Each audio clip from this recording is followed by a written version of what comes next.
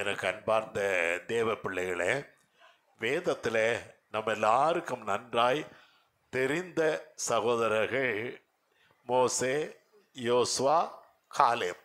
அதில் யோசுவாவும் காலேப்பும் தான் இங்கே எகிப்திலிருந்து புறப்பட்டு கானானுக்குள்ளே பிரவேசித்தவர்கள். மோசே கூட பிரவேசிக்கவில்லை. அப்படி ஒரு கிருபை பெற்ற மனுஷன் தான் காலேப். இந்த காலேப்புக்கு இடம் பகிர்ந்து கொடுக்கப்படுகிறது. அதில் தன்னுடைய மகள் அச்சாள், அந்த அச்சாளுக்கு மலை தேசத்தில் ஒரு பகுதியை கொடுக்குற. காலேபு கிடைத்ததே மலை தேசம்தான். ஆக மலை தேசத்தில் ஒரு பாதி ஒரு பகுதியை அவளுக்கு கொடுக்கிறார். அந்த அச்சாள் பெற்றுக்கொண்டு திரும்ப தகப்பனாரிடத்தில் வந்து அப்படியே அவருடைய முகத்தை பார்த்து கொண்டு இருக்கிறாள். என்னவென்று அவர் கேட்டால், இல்லையப்பா, நீங்கள் எனக்கு மலை தேசத்தை கொடுத்தீர்கள், எனக்கு வயல் வெளியையும் தர வேண்டும். ஹல்லேலூயா. எனக்கு வயல் வெளியையும் தர வேண்டும் என்று கேட்டபோது அவளுக்கு அதன்படியே கொடுக்க அவர் ஒப்புக்கொண்டார். அவருக்கு அந்த ஆசீர்வாதத்தை கொடுத்தார். ஆண்டவருக்கு ஸ்தோத்திரம். ஆகவே வேதம் என்ன சொல்லுகிறது? சங்கீதம் 27:4 வாசிக்க கேட்போம். கர்த்தரிடத்தில் ஒன்றை நான் கேட்டேன், அதையே நாடுவேன். நான் கர்த்தருடைய மகிமையை பார்க்கும்படியாகவும் அவருடைய ஆலயத்தில் ஆராய்ச்சி செய்யும்படியாகவும் நான் என் ஜீவனுள்ள நாளெல்லாம் கர்த்தருடைய ஆலயத்தில் தங்கி இருப்பதையே நாடுவேன். இந்த மகள் தகப்பனிடத்திலே கேட்டாள். நாம் யாரிடத்திலே கேட்கிறோம்? கர்த்தரிடத்தில் ஒன்றை நான் கேட்டேன். யார் யார் கேட்டிருக்கீங்க ஆண்டவரிடத்தில்? ஹல்லேலூயா. நான் கேட்டிருக்கேன். நான் நிறைய காரியங்களை கேட்டிருக்கிறேன். ஒன்றல்ல, பல காரியங்களை கேட்டிருக்கிறேன். ஆண்டவருடைய கிருபையினாலே பெற்றுக்கொண்டும் இருக்கிறேன். கர்த்தரிடத்தில் ஒன்றை நான் கேட்டேன், அதையே நாடுவேன். ஆண்டவருக்கு ஸ்தோத்திரம் உண்டாகட்டும். மார்க்கு சுவிசேஷம் 10ஆம் அதிகாரம் 46 முதல் 51 வரை உள்ள வசனத்தை நீங்கள் வாசித்து பார்த்தால், ஆண்டவராகி கர்த்தர் திரள் கூட்டமான ஜனங்களோடு கூட போய்கொண்டிருக்கிறார். அந்த எரிகோவுக்கு பக்கத்தில் வரும்போது அங்கே ஒரு பிச்சைக்காரன், சுமார் 40 வயதுள்ள ஒரு பிச்சைக்காரன் அங்கே உட்காந்து பிச்சை எடுத்து கொண்டிருக்கிறான். திடீர்னு கேட்கிறான், யார் போகிறார்கள், ஒரே சத்தமாக இருக்கிறதே என்று கேட்கிறான். அப்பொழுது இயேசுவானவர் போகிறார். அவனுக்கு ஆசை, இயேசுவானவரை கேள்விப்பட்டு அவரை பார்க்க வேண்டும் என்று அவருக்கு மிகுந்த ஆசை. அப்போ கத்ரான், இயேசுவே இயேசுவே, தாவீது குமாரனே, எனக்கு இறங்க வேண்டும் என்று கத்துகிறான். அவருக்கு ஒரே ஒரு ஆசை, தாவீதின் குமாரன் அவருக்கு இறங்க வேண்டும். அதுதான் ஆசை. அவன் கத்தி கூச்சல் போட எல்லாரும் அவனை அதட்டுகிறார்கள், போதகரை வருத்தப்படுத்தாத. ஆனால் அவன் நிறுத்தவே இல்லை. எத்தனை தடைகள் வந்தாலும் அவன் நிறுத்தவே இல்லை. அப்பொழுது இயேசுவானவர் நின்று அவனை அழைத்து வர சொன்னார். அவனை பார்த்து, உனக்கு நான் என்ன செய்ய வேண்டும் என்று கேட்டபோது ஒரே ஒரு காரியத்தை தான் சொல்லுகிறான், நான் பார்வை அடைய வேண்டும். ஹல்லேலூயா. நான் பார்வை அடைய வேண்டும். என் அன்பு பிள்ளைகளே, ஆண்டவர் அவரை ஆசீர்வதித்தார். அவர் பார்வை அடைந்து ஆண்டவருக்கு பின் சென்றான் என்று வேதம் சொல்லுகிறது. கர்த்தருக்கு கோடாகோடி ஸ்தோத்திரம். சில ஆண்டுகளுக்கு முன்னே இந்த நம்முடைய சபையில் ஒரு நர்ஸ் பிள்ளை வந்து விசுவாசியாய் வந்து கொண்டிருந்தாள். ஃப்ரெண்ட் ரோவில் தான் உட்காருவாள். இப்போ அவளுக்கு என்ன ஆசையா, ஊழியக்காரர் பேசுறதை தெளிவாய் கவனிக்க வேண்டும் என்ற ஆசை அவளுக்கு. என்னை ரொம்ப பிடிக்கும், என்னை அப்பா என்று அழைக்க தொடங்கினாள். அவள் பிறந்த உடனே பெண் பிள்ளை என்பதனாலே அவளை வெறுத்து தள்ளிவிட்டு போய்விட்டார். இவள் பெண் பிள்ளையாய் பிறந்ததினாலே முதல் பிள்ளைகளுக்கும் அவளை வெறுத்து தள்ளிவிட்டு போய்விட்டார். இவர்கள் கன்னியாகுமரியை சேர்ந்தவர்கள். என்னை அப்பா என்று அழைக்க தொடங்கினாள். அவளுக்கு திருமணம் வந்தது. அதற்கு அவங்க மார்த்தாண்டம் பக்கத்தில், கன்னியாகுமரி மாவட்டத்தில் மார்த்தாண்டம் பக்கத்தில் ஒரு பெரிய சபையில் அவர் விசுவாசி. அது பாஸ்டர் தாமஸ் ராஜ் என்று சொல்கிற மகா பிரசித்தி பெற்ற அந்த பாஸ்டருடைய சபையிலே தான் விசுவாசி. பாஸ்டருடைய மருமகன் தான் அந்த சபையை நடத்தி கொண்டிருக்கிறார். அவரிடத்தில் போய், ஐயா என்னுடைய திருமணத்தை ராஜ்மனோவா ஐயா வந்து நடத்த வேணும்னு சொன்னோடனே அவர் என்னுடைய பேரை கேட்டோடனே, ஐயோ எனக்கு அவர் வர்றதா எனக்கு ரொம்ப சந்தோஷம்ட்டார். ஆகவே நான் அங்கே போய் அவளுடைய திருமணத்தை அந்த மார்த்தாண்டத்தில் வைத்து அவளுடைய திருமணத்தை நடத்தி விட்டு வந்தேன். வந்தால் அவளுக்கு குழந்தை பிறந்தது. முதலாவது ஒரு பெண் குழந்தை பிறந்தது, அடுத்து ஒரு ஆண் குழந்தை பிறந்தது. அவர்களுக்கு மிகுந்த சந்தோஷமானால் பிள்ளைக்கு 2.5 வயதான போது பிள்ளை சிக்கானான். அங்கே திருவனந்தபுரம் கிங்ஸ் ஹாஸ்பிட்டலில் கொண்டு போனால் பிள்ளையினுடைய கிட்னி 2.5 வயதில் 2 கிட்னி ஃபெயிலியர் ஆகிவிடுது அப்படின்னு சொல்லிட்டாங்க. பிள்ளையை காப்பாற்ற முடியாது, பிள்ளை இறந்து போவான் என்று அங்குள்ள பெரிய டாக்டர்ஸ், கிங்ஸ் ஹாஸ்பிட்டல் ரொம்ப ஃபேமஸ், அங்குள்ள டாக்டர்ஸ் சொன்னார்கள். இந்த பிள்ளைகள் அங்கிருந்து தூக்கி கொண்டு ஓடி வந்து இங்கே அமஞ்சிக்கரையில் உள்ள பில்ரோத் ஹாஸ்பிட்டலில் கொண்டு வந்து சேர்த்தார்கள். இந்த பிள்ளை பில்ரோத் ஹாஸ்பிட்டலில் வேலை செய்தவளாகவே அங்கே கொண்டு வந்து சேர்த்தார்கள். இந்த டாக்டர்ஸ் அந்த பிள்ளை சாகக்கூடாது என்பதற்காக ஒரு மெடிசின் கொடுத்தார்கள், ஸ்டீராய்டு. அந்த ஸ்டீராய்டு பெரியவங்களுக்கு 1.5 மில்லிகிராம் தான் கொடுப்பார்கள். நான் கொரோனாவில் இருக்கும்போது எனக்கு 1.5 மில்லிகிராம் தான் கொடுத்தார்கள். ஆனால் அந்த பிள்ளைக்கு 30 மில்லிகிராம் கொடுத்தார்கள். கொடுக்கவே கூடாது, ஆனால் பிள்ளை சாகாமல் இருக்கணும்னா அப்படி தான் கொடுத்தாகணும்னு 30 மில்லிகிராம் கொடுத்தார்கள். வேறும் அநேக மாத்திரைகளை கொடுத்தார்கள். அவர்களுக்கு அங்கே தங்குகிறதற்கு வசதி இல்லை, பண வசதி இல்லாத பிள்ளைகள். ஆகவே வந்து நம்முடைய சர்ச்சிலே தங்கினார்கள். ஹல்லேலூயா. இங்கே தங்கி இருக்கிறார்கள். நான் மேலே வீட்டில் உட்கார்ந்து ஒரு காய் ஜெபித்து கொண்டே இருப்பேன். அப்படி ஜெபிக்கும் போது இந்த பிள்ளைக்காகவும் ஜெபித்தேன். ஆண்டவர் திடீர் என்று பேசினார், சீக்கிரமாய்ப்போ, நான் பிள்ளையை சுகமாக்குனேன்னு சொல்லு. ஹல்லேலூயா. பிள்ளை செத்துட்டு இருக்கிறான், பிள்ளையை சுகமாக்கு. நான் என்னுடைய நினைவுக்கு இன்னைக்கு நாளைக்கு பிள்ளை செத்துருவான்னு தான் நான் நினைச்சிருக்கிறேன். போய் சுகமாக்குறேன்னு சொல்லுன்னு சொன்னார். நான் கடகடன்னு ஓடி வந்து அவளை பார்த்த உடனே ஆசையாக என்னை பார்த்தார்கள். பிள்ளையை கர்த்தர் சுகமாக்கிட்டார்னு சொன்னேன். ஹல்லேலூயா. கைகளை தட்டி மகிமைப்படுத்தக்கூடாதா? தேவனுடைய நாமம் மகிமைப்படுவதாக. உடனே அந்த தாய்க்கும் பாட்டிக்கும் இருந்த விசுவாசத்தை பாருங்கள். எல்லா மருந்தையும் நிறுத்தினார்கள். கொடிய நிலையிலே பிள்ளை இருக்கிறான், எப்பொழுது வென்றாலும் சாகலாம் என்ற நிலையில் இருக்கிறான். இந்த வார்த்தையை கேட்டோடனே கர்த்தரை முழுமையாய் நம்பினார்கள். ஹல்லேலூயா. பிள்ளை அவர்கள் கேட்டதெல்லாம் என் பிள்ளைக்கு ஜீவனை கொடும் ஆண்டவரே என்றுதான் கேட்டுக்கொண்டிருக்கிறார்கள். ஆண்டவருக்கு ஸ்தோத்திரம். எல்லா மருந்தையும் நிறுத்தினார்கள். அடுத்த நாளில் அதே பில்ரோத் ஹாஸ்பிட்டலை செக் பண்ணினால் பிள்ளை பரிபூர்ணமாய் சுகம் பெற்றிருக்கிறான் என்று டாக்டர்கள் சொன்னார்கள். ஹல்லேலூயா. வாய் வரமாட்டேங்குதே. ஹல்லேலூயா. எத்தனை அதிசயம் பாருங்கள். இன்று இப்போ பிள்ளை 6-7 வயசு இருக்கும்னு நினைக்கிறேன். பிள்ளை திடகாத்திரமாக இருக்கிறான், நன்றாய் ஸ்கூலுக்கு போய் வருகிறான், ஆசீர்வாதமாக இருக்கிறான். நம்முடைய வாழ்க்கையிலே ஆண்டவர் செய்கிற நன்மைகள், ஒரு பர்திமையை சுகமாக்கிற ஆண்டவர் இந்த பிள்ளைக்கு பேர்லாம் எனக்கு ஞாபகம் இல்லை. பிள்ளையை சுகமாகிற அந்த தாயினுடைய பேர் ஜெனிஃபா. அந்த ஜெனிஃபாவுடைய பிள்ளையை கர்த்தர் சுகமாக்கி தந்தார். ஆண்டவருக்கு கோடி ஸ்தோத்திரம். 1 ராஜாக்கள் 3ஆம் அதிகாரம் 9ஆம் வசனத்திலே சாலோமோன் ஒன்றை கேட்பார். சாலோமோன் ராஜா, அவர் மகா பெரிய ராஜா, அவர் தாவீது ராஜாவுடைய மகன். வாசியுங்கள். ஆகையால் உமது ஜனங்களை நியாயம் விசாரிக்கவும் நன்மை தீமை இன்னதென்று வகையறுக்கவும். ஹல்லேலூயா. ராஜா கேட்கிறார், ஆண்டவரே, மீண்டும் வாசியுமா.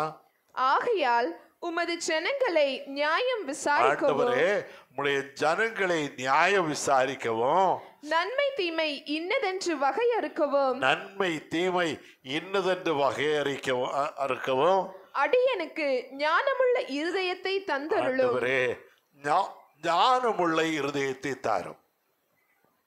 அவர் வேற என்னென்னமோ கேட்டிருக்கலாம், ஆனா ஞானமுள்ள இருதயத்தை தாரும். ஆண்டவருக்கு ஸ்தோத்திரம். ஆண்டவர் அவருக்கு மிகுந்த ஞானத்தை கொடுத்தார். அந்த ஞானம் அவருக்கு மிகுதியாய் இருந்தது. அருமையாய் நாட்டை நடத்தி கொண்டு வந்தார்.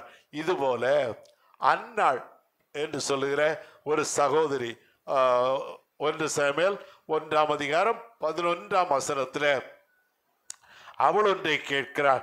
என்ன கேட்டாள்? வாசியுங்கள்.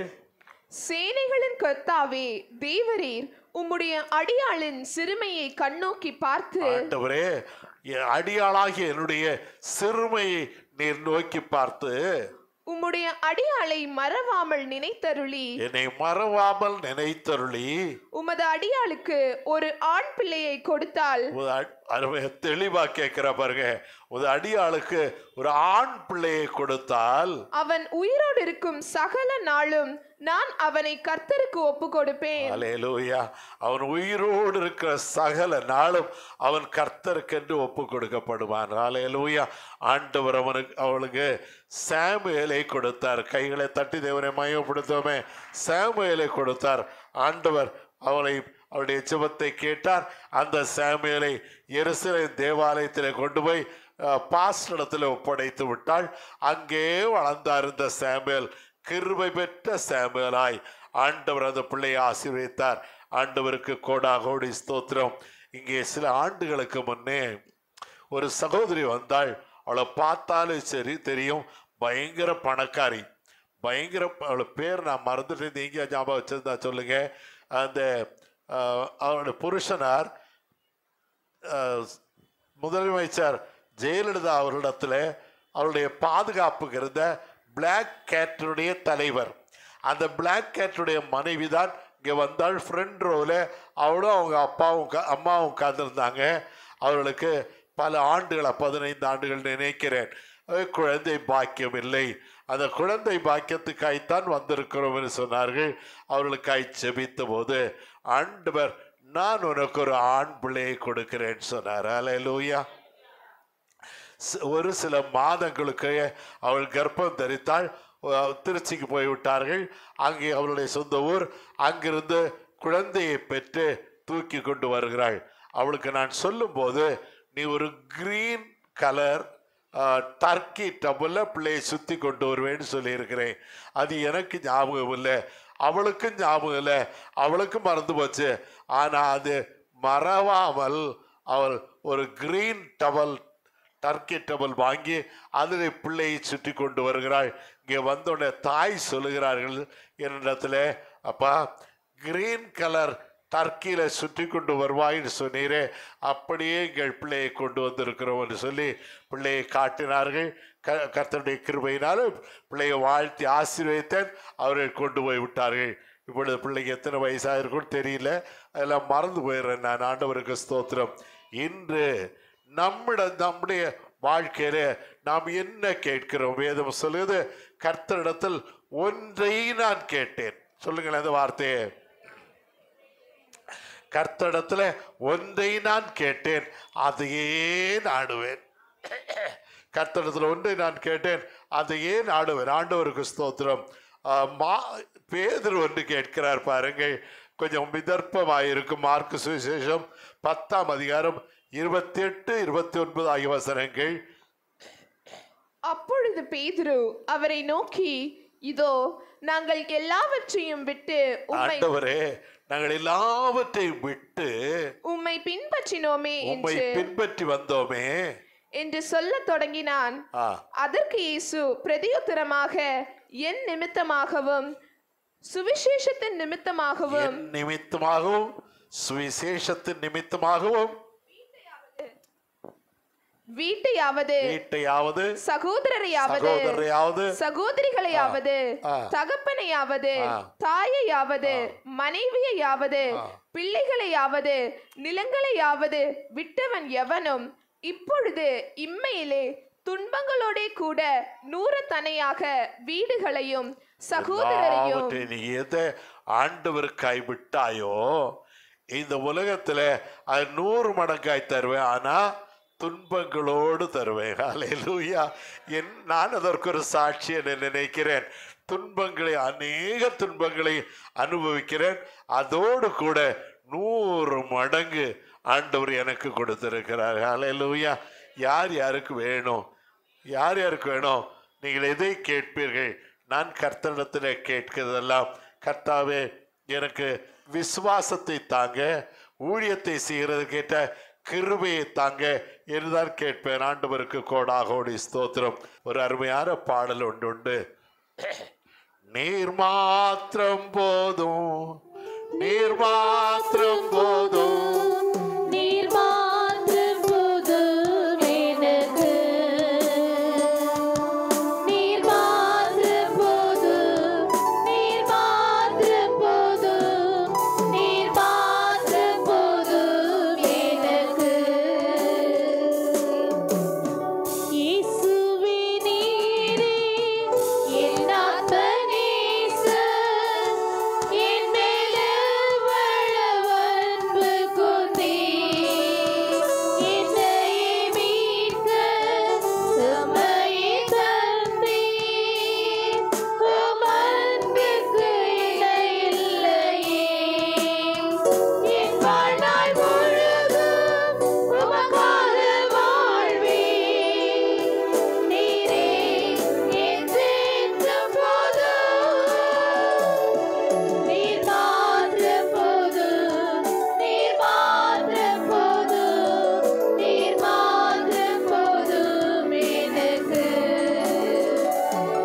நீர் மாத்திரம் போதும், நீர் மாத்திரம் போதும், நீர் மாத்திரம் போதும் எனக்கு. தேவாதி தேவனிடத்துல நீங்கள் என்ன கேட்பீர்கள்? அல்லேலூயா. என்ன கேட்பீர்? ஆண்டவரே நீர் மாத்திரம் எனக்கு போதும் சொல்லுவீங்களா? வாயத்தர சொல்லுங்களேன். ஆண்டவரே நீர் மாத்திரம் எனக்கு போதும். யோசுவா இருக்காரு. அந்த யோசுவா கிருபை பெற்ற மனுஷன். அவருடைய வேலை என்ன? மோசேக்கு துணி துவைச்சு போடுறது, மோசேக்கு சமையல் பண்ணி கொடுக்கறது, அந்த அவரை சாப்பிட வைக்கிறது, அவரை பாத்திரம் எல்லாம் கழுவுறது. இதுதான் மோசேயுடைய உதவிக்காரர். இந்த மோசேயுடைய உதவிக்காரராகிய யோசுவா மோசையோடு சுத்திட்டு இருப்பார். மோசையும் இவரும் ஆசரிப்பு கூடாரத்துக்கு, அதாவது சர்ச்சுக்கு போவாங்க. சர்ச்சுக்கு போயிட்டு பிரேயர் முடிச்சோன்னா மோசை கிளம்பிடுவார். ஆனா இந்த யோசுவா மட்டும் மோசையோட போக மாட்டார். அவர் இந்த ஆசரிப்பு கூடாரத்தை விட்டு பிரியாதிருந்தார் என்று வேதம் சொல்லுகிறது. ஆண்டவருக்கு ஸ்தோத்திரம். யாத்திராகமம் 33:11 அப்படி சொல்லுகிறது. அவர் ஆசரிப்பு வாசியுமா? ஒருவன் தன் சிநேகிதனோடே பேசுவது போல கர்த்தர் மோசேயோடே முகமுகமாய் பேசினார். பின்பு நூனின் குமாரனாகிய யோசுவா என்னும் அவனுடைய பணிவிடைக்காரனாகிய வாலிபன் ஆசரிப்பு கூடாரத்தை விட்டு பிரியாதிருந்தான். ஆசரிப்பு கூடாரத்தை விட்டு, அதாவது சர்ச்சை விட்டு பிரியவே இல்லை. அங்கேயே இருக்க என்ன செய்திருப்பாரு? ஆண்டவரை நோக்கி பேசிக்கொண்டே இருப்பார். அல்லேலூயா. இந்த அற்ப மனுஷனாகிய என்னை குறித்து நான் ஒரு சாட்சி சொல்லட்டுமா? சில ஆண்டுகளுக்கு முன்னே, இப்போ எனக்கு முடியல, நான் வீட்டில் போய் படுத்து கிடந்துடுறேன் இந்த நேரமும், ஆக முடியல. ஆனால் அப்போ காலையில் 7:30 ஆராதனை தொடங்கும். இப்போ போல ஷார்ட்டாக முடியாது, லாங்காக இருக்கும். 7:30 ஆராதனை தொடங்கும். நான் கட்டாயமாக 7 மணிக்கு முன்னாலே வந்துடுவேன். 7:30 தான் ஆராதனை. 7 மணிக்கு வந்துடுவேன். இங்கே உட்காந்து கொண்டு ஒவ்வொரு காய் ஜெபம் பண்ணிக்கொண்டே இருப்பேன். செய்தியை தியானம் பண்ணிக்கொண்டே இருப்பேன். 7:30 ஆராதனை தொடங்கும். அந்த ஆராதனை 9:10 முடியும். அடுத்த ஆராதனை தொடங்கும். அது ஒரு சுமார் 12:30 அப்படி முடியும். அது முடிஞ்ச உடனே இங்கே இருப்பேன். எல்லாருக்கும் ஜெபம் பண்ணிட்டு இங்கே இருப்பேன். ஒரு 1 மணி 2 மணி ஆகும்போது நான் கொஞ்சம் மேலே போய் பாத்ரூம் போவேன். ஒரு மிஞ்சி போனால் 5 நிமிடம் அங்கே போயிட்டு திரும்ப வந்துடுவேன். 5 நிமிடம் தான். திரும்ப வந்துடுவேன். திரும்ப வந்து உட்காருவேன். உட்கார்ந்தா சாயங்காலம் 7 மணிக்கு ஆராதனை, அது வரைக்கும் இங்கே இருப்பேன். 7 மணி ஆராதனை முடிச்சு 8க்கெல்லாம் முடிச்சுட்டு அதன் பிறகு எல்லாருக்கும் ஜெபித்துட்டு அதன் பிறகுதான் மேலே போவேன். ஹல்லேலூயா. எத்தனை மணி முதல்? காலையில் 7 முதல் சாயங்காலம் 8 வரைக்கும் ஆண்டோடைய பாதத்திலே உட்கார்ந்திருப்பேன். ஏன்? இந்த வார்த்தை என்னை தொட்டது. யாரு? யோசுவா ஆசரிப்பு கூடாரத்தை விட்டு பிரியாதிருந்தார் என்ற வார்த்தை என்னை தொட்டது. என் அன்பு பிள்ளைகளே, நீங்கள் ஒருவே ஆசரிப்பு கூடாரத்தில் வந்து அமர வேண்டாம். ஆனால் எப்போதும் ஆண்டவருடைய பாதத்தில் காத்து கிடக்கிற ஒரு அனுபவத்தை நீங்கள் பெற்றுக்கொள்ள வேணும். எப்போதும் ஜெபிக்கிறது, எப்போதும் அப்படியே இருதயம் ஆண்டவரோட பேசி கொண்டிருக்கிறது, வேதத்தை தியானிக்கிறது. எந்த நேரம் வேதத்தை தியானிக்கிற அந்த அனுபவத்தை நீங்கள் பெற்றுக்கொண்டால் நிச்சயமாய் நீங்கள் பாக்கியவான்களாக இருப்பீர்கள். ஆண்டவருக்கு ஸ்தோத்திரம் உண்டாகட்டும். உபாகமம் 31ஆம் அதிகாரம் 23ஆம் வசனத்தை வாசிக்க கெடுப்போம். அவர் நூனின் குமாரனாகிய யோசுவாவை நோக்கி, நீ பலன் கொண்டு திடமனதாயிரு, நீ பலன் கொண்டு திடமனதாயிரு, இஸ்ரவேல் புத்திரருக்கு நான் ஆணையிட்டு கொடுத்த தேசத்தில் நீ அவர்களை நடத்தி கொண்டு போவாய். எவ்வளவு பெரிய அதிகாரத்தை கொடுத்துட்டார் பாருங்க. வேலைக்காரனா இருந்தவன், பாத்திரம் துளைக்கிட்டு இருந்தவன், துணி துவைச்சிருந்தவன் 6 லட்சம் மக்களை நடத்துகிற அதிகாரத்தை கர்த்தரிடத்திலிருந்து பெற்றுக்கொண்டார். ஆண்டவருக்கு ஸ்தோத்திரம். 34:9 வாசியுங்கள். மோசே நூனின் குமாரனாகிய யோசுவாவின் மேல் தன் கைகளை வைத்தபடியினால் அவன் ஞானத்தின் ஆவியினால் நிறையப்பட்டான். அல்லேலூயா.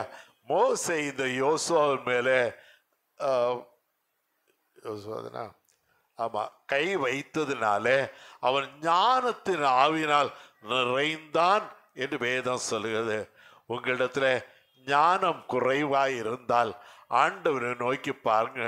அவரை நோக்கி பார்த்தவர்கள் பிரகாசமடைந்தார்கள், அவருடைய முகங்கள் வெட்கப்பட்டு போகவில்லை என்று வேதம் சொல்லுகிறது. ஆண்டவருக்கு ஸ்தோத்திரம். அதிகாரத்தை பெற்றார், ஞானத்தின் ஆவியை பெற்றார்.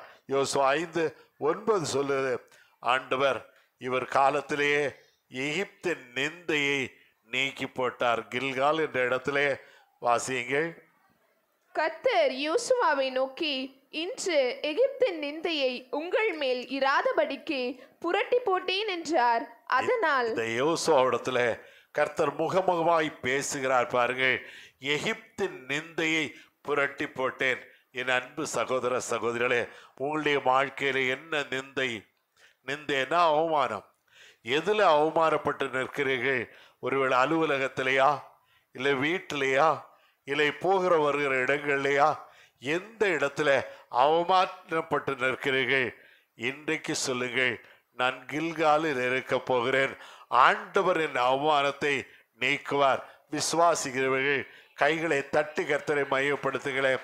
என் ஆண்டவர் என் நிந்தையை நீக்கி போடுவார். அவமானம், நிந்தை எல்லாவற்றையும் நீக்கி போடுகிற கர்த்தருக்கு கோடாகோடி ஸ்தோத்திரம். சங்கீதம் 27:5 மீண்டும் வாசிக்க கேட்போம். தீங்கு நாளில் அவர் என்னை தம்முடைய கூடாரத்தில் மறைத்து, தீங்கு நாள், அல்லேலூயா, தீங்கு நாளில் அவர் என்னை தமது கூடாரத்தில் மறைத்து, என்னை தமது கூடார மறைவிலே ஒளித்து வைத்து, அவர் என்னை தம்முடைய கூடார மறைவிலே ஒளித்து வைத்து, என்னை கண்மலையின் மேல் உயர்த்துவார். அல்லேலூயா, என்னை கண்மலையின் மேல் உயர்த்துவார். நான் அகால பாதாளத்தில் கிடக்கிறேன், என்ன உயர்த்துகிறதற்கு ஒருவர் உண்டா என்று நீங்கள் நினைக்கலாம். இதே அயனாவரத்துல சாப்பாட்டுக்கு வழி இல்லாமல் இருந்தவன் நான். என்னுடைய வாழ்க்கையில சாப்பாட்டுக்கு வழி இல்லை, பிள்ளைகளை வளர்க்க வழி இல்லை, பிள்ளைகளை பாட்டி தூக்கி கொண்டு போய்விட்டார்கள்.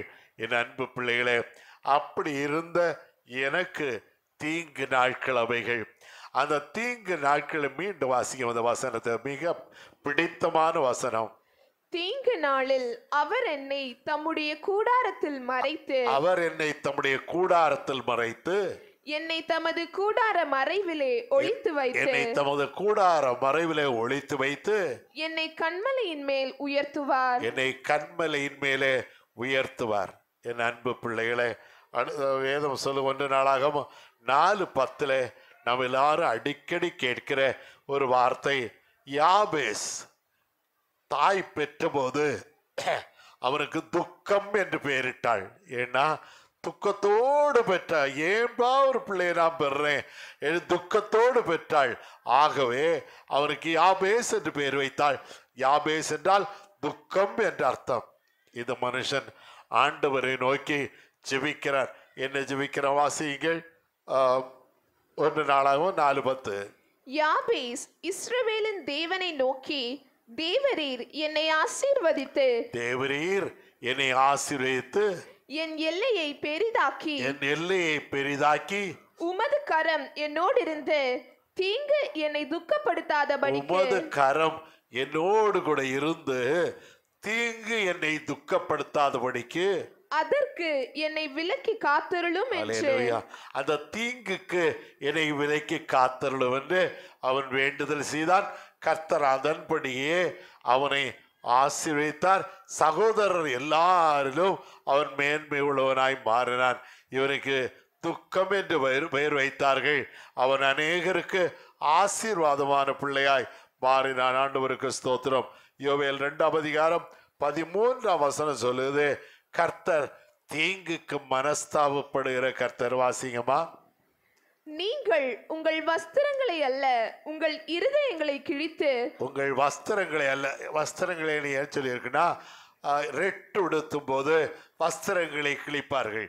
அப்படி வஸ்திரங்களை அல்ல, உங்கள் இருதயங்களை கிழித்து உங்கள் இருதயங்களை கிழித்து உங்கள் தேவனாகிய கர்த்தரிடத்தில் திரும்புங்கள். உங்கள் தேவனாகிய கர்த்தரிடத்தில் திரும்புங்கள். என் அன்பு பிள்ளைகளே, ஒருவேளை கர்த்தரை விட்டு தூரமாய் நிற்கிற யாராவது இங்கே இருந்தால் கர்த்தரிடத்தில் திரும்புவீர்களா?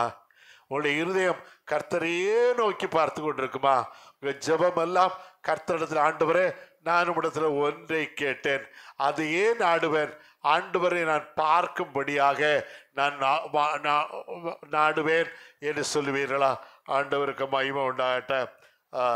ஒரு சாட்சி ஒன்று உண்டு, 2 சாட்சி உண்டு ஒரே காரியத்தில். நான் ஒரு நாள் அமாவாசை ஜெபம் முடித்து அநேகருக்கு ஜெபித்து சோர்ந்து போய்விட்டேன்.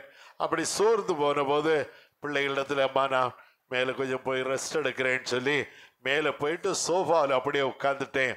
ஆனால் நான் பயங்கர சோர்வாக உட்காந்துருக்கேன். சகோதரி ஹோப் அவர்கள் ஒரு தம்பியை அழைத்து கொண்டு வருகிறார். அவருடைய பேர் ரமேஷ்.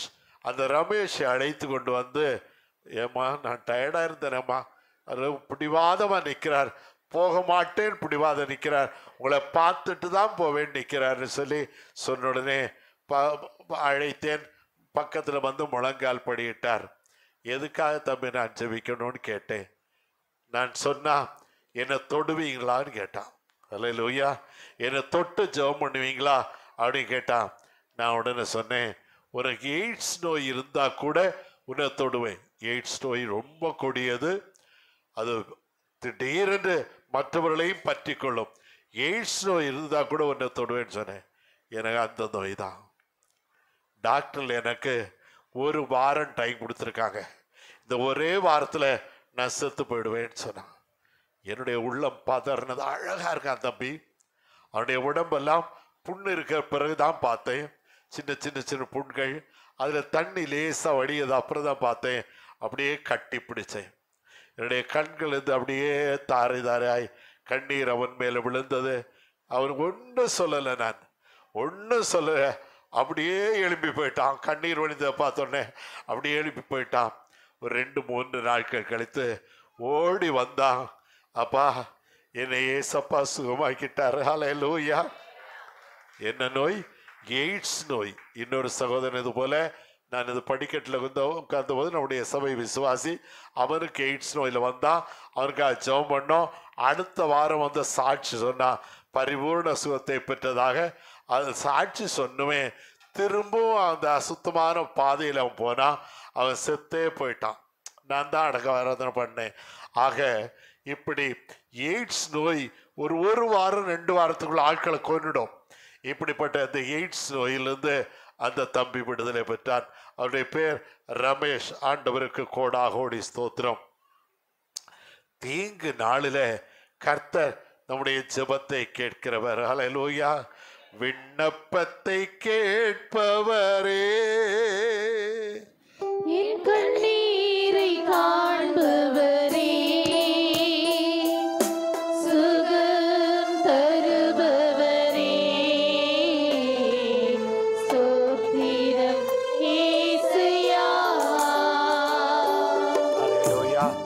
சங்கீதம் 27:9 வாசிக்க கேட்போம்.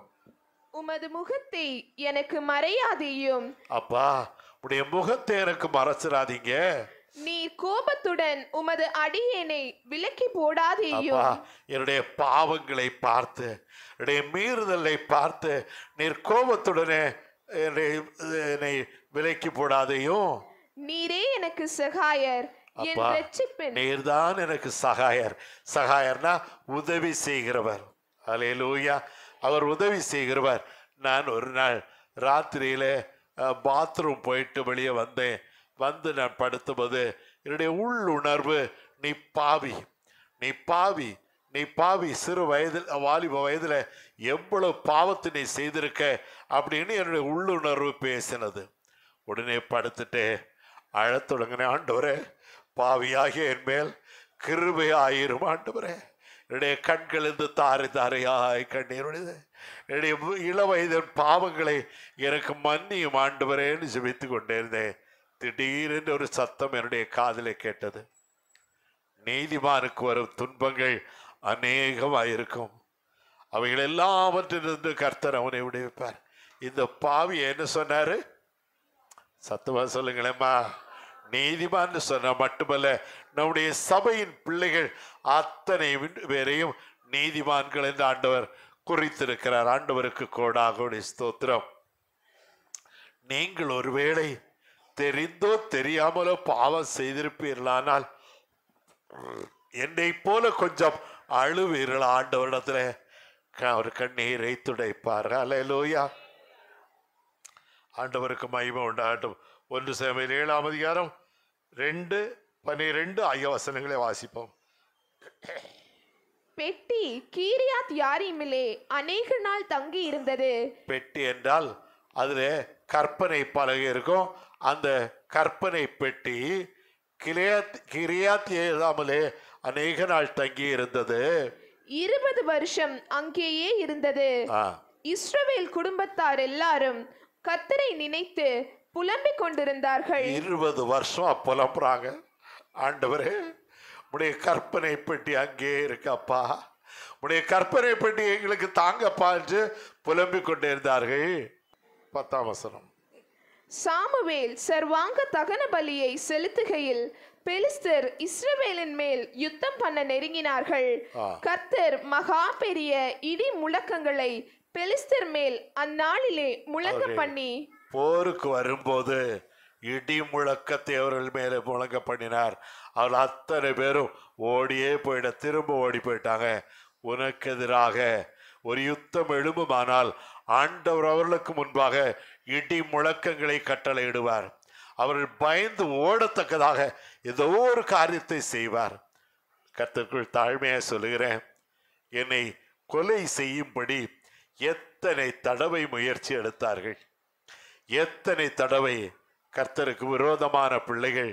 அப்பொழுதுதான் ஒரு போலீஸ் ஆஃபீஸர், ஒரு ஐஜி எனக்கு ஃபோன் பண்ணி, அப்பா என்ன அப்பான்னு கூடார், அப்பா நீங்கள் ஒரு நல்ல திறமையான சண்டை பயிற்சி உள்ள டிரைவரை வச்சுக்கோங்க, உங்களுக்கு பயங்கர ஆபத்து காத்திருக்குன்னு சொன்னார். நான் உடனே விழுந்து விழுந்து சிரித்தேன். ஏன் சிரிக்கிறீங்கன்னு எனக்கு தெரியும்னு சொன்னார்.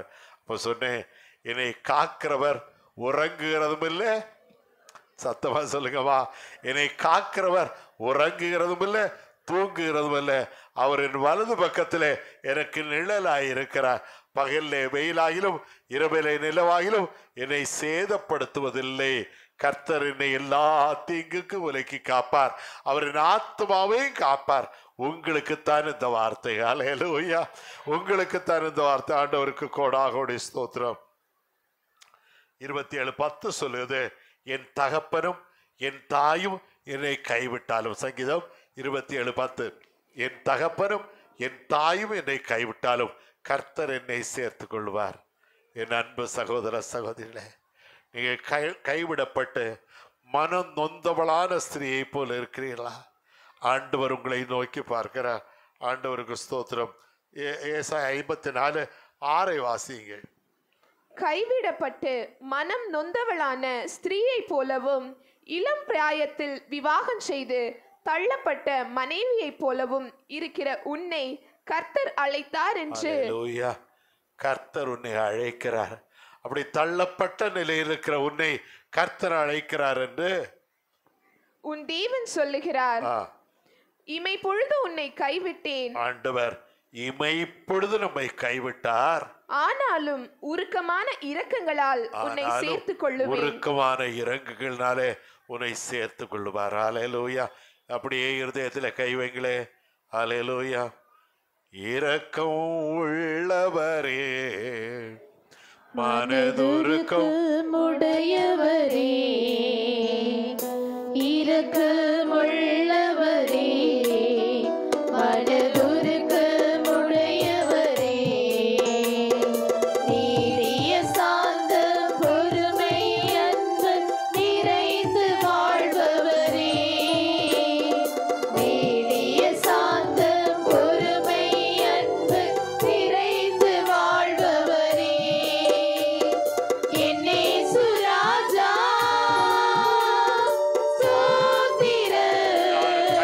கைகளை உயர்த்தி என்னே சுராஜா